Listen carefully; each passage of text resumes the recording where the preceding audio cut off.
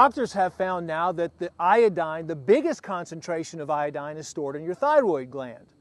The second highest concentration of iodine is stored in women's ovaries.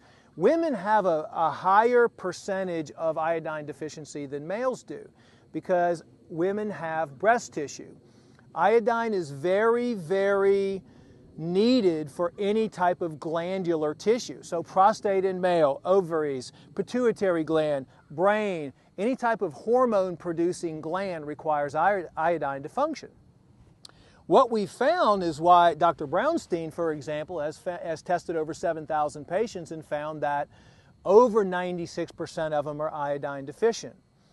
So with the introduction, like I said, of fluoride, bromide, which are halogens, if you look at the periodic table under halogens, you're going to see iodine, bromide, fluoride, and chloride, which are derivatives of chlorine, fluorine, bromine. And the medical profession actually realized how effective iodine was at healing multiple conditions a long time ago. So they wanted to take iodine out. For example, antibiotics were coming in to play. Well, there's no money in iodine and you couldn't patent iodine. So what did they do? They wanted to suppress the iodine and introduce all the pharmaceutical antibiotics and all the pharmaceutical thyroid medications and all of those things. So they really put iodine on the back burner.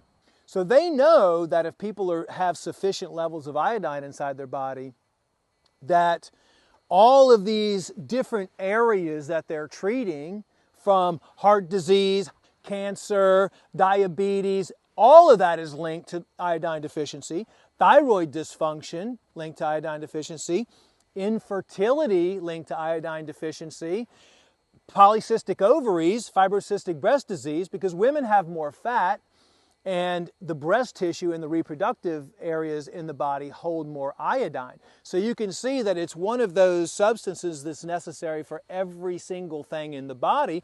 And if you look at every single cell which has an iodine receptor, and the iodine comes in like this and fits into the receptor sites, what we found in the scientific research that's found over the last 50, 60 years is that all of our iodine receptor sites are being blocked by either bromide, because when they took the iodine out of breads, it was used in breads, not only to be a good source of iodine, but it was also used in breads as an antimicrobial, so the little bugs wouldn't get in the flour, right?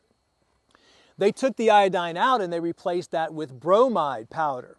So now you have a massive amounts of bromide, which is also being used in all the fire retardants, the PCBs. You have pesticides, bromide, fluoride, chlorine, all of these toxic chemicals that actually fit inside the iodine receptors. We know now that the biggest cause of low IQ and mental retardation is iodine deficiency.